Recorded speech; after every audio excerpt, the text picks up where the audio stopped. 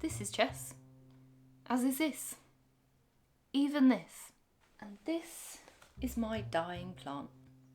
After having watched The Queen's Gambit, which I highly recommend, I decided to do some research into the background behind this compelling, yet incredibly frustrating game.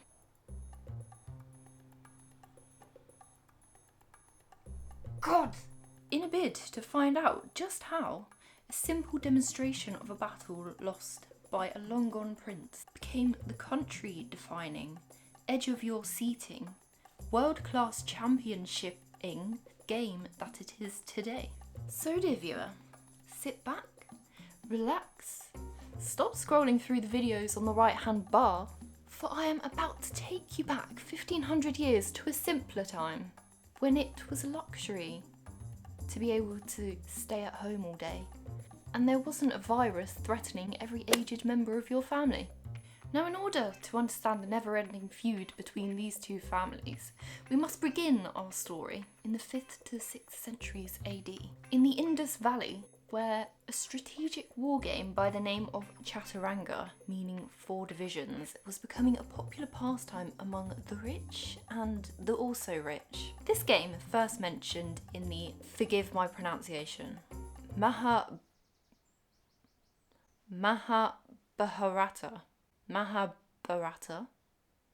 it's one of them, I hope, is seen as chess's great-great-great-grandmaster's weapon of choice due to 2 unique features, both of which are still central to chess today. One being that each piece has its own powers, and the other being that the fate of the victorious player relied on only one piece, the king.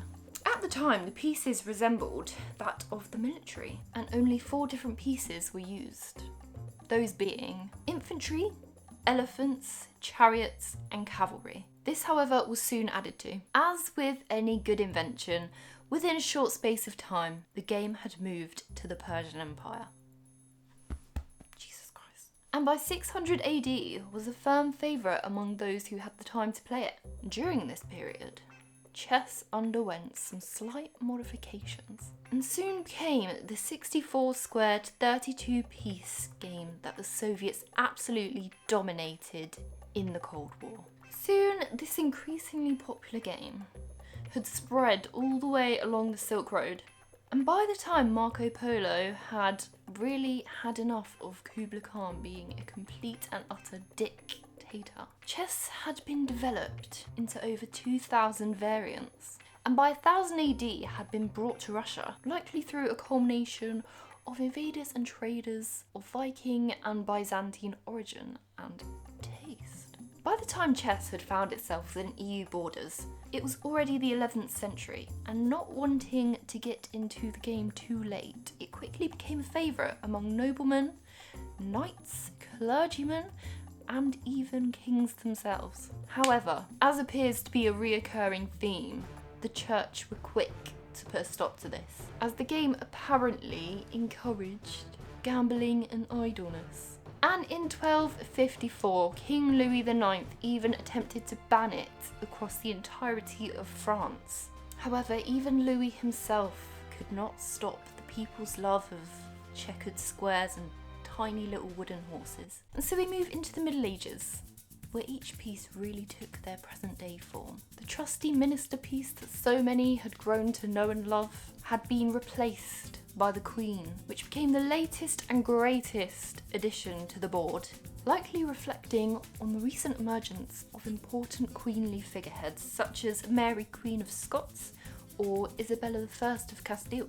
During this literal revolutionary game changer, it was decided that chess was just not speedy enough, and so the amount of squares and direction of movement for each piece became much freer, especially for pieces such as the queen or the bishop, all of whom were no longer restricted to just moving 1 or 2 squares diagonally as was previously done. And with this rethinking of the rules, chess theory was born. It was the era of enlightenment, and chess was on the move yet again. Except this time, it was not between continents, but metaphors. As this man from a TED Talk once said, chess moved from from the royal courts to the coffee houses. By this time, a playing style by the name of Romantic chess had been created, which became the playing norm from the late 15th century to the 1880s. This style relied on making more intuitive moves based on the game at hand, opposed to modern day forms such as tactical planning and long-term strategy formulae. However, just before we get to the 1800s, we must give an honorary mention to the OG chess master, Francois-André Philidor, of whom wrote this, which outlined what is now referred to as Philidor's endgame. Now we get to the 1850s, where chess underwent its most recent evolutionary hardware progression, the standardisation of the board and the pieces themselves. A man named Nathaniel Cook designed new pieces for Jacques of London, a famous wooden game and toy manufacturer, which was endorsed by chess flavour of the month Howard Staunton, and is still the prevailing design of today.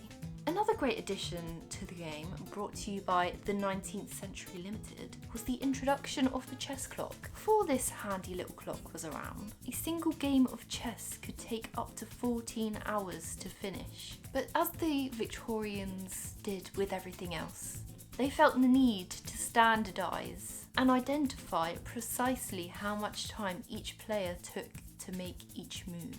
The time between the late 1800s and now may not have seen any real changes to the foundations of chess. However, as every intellectual and academic of the last 200 years should, many have analysed, strategised and categorised chess to literally within a square inch of its life, subsequently entering it into many a phase with many a fancy title, including hypermodernism, dynamic playing, and positional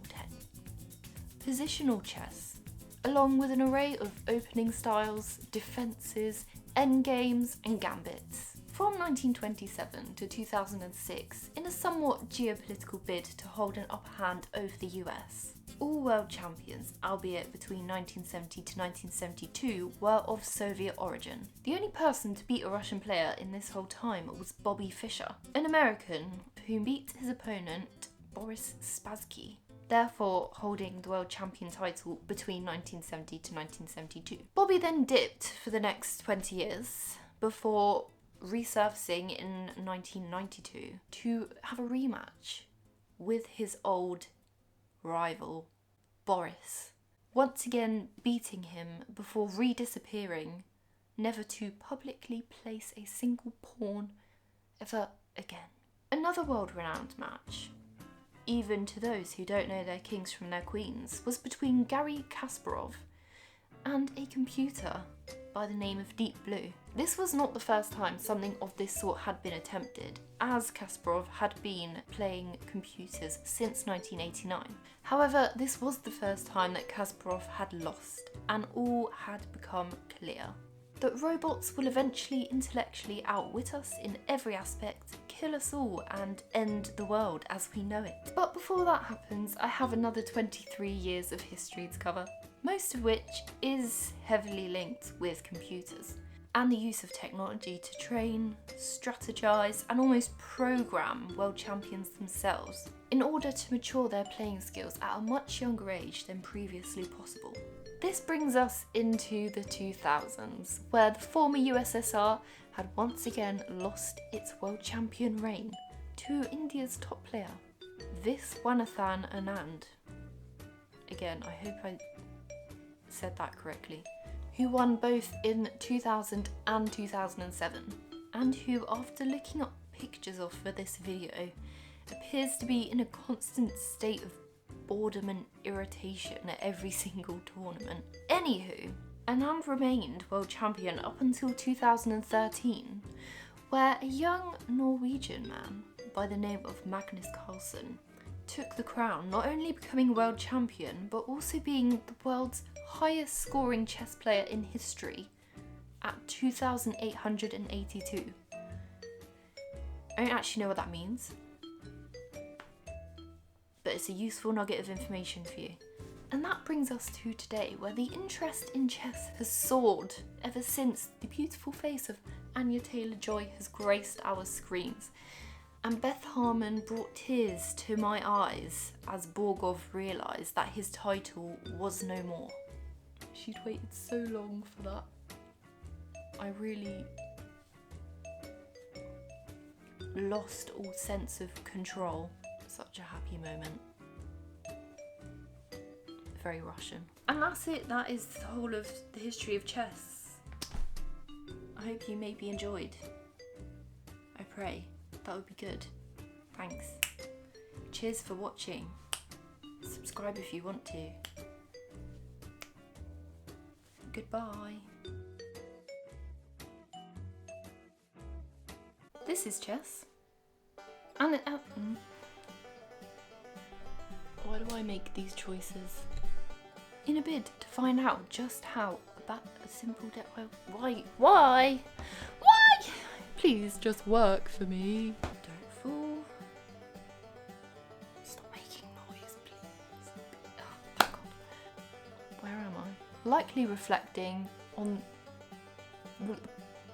Fuck's sake, just say it. God, just get it right. What did I say? I don't even know what I'm saying anymore. God! What's happening?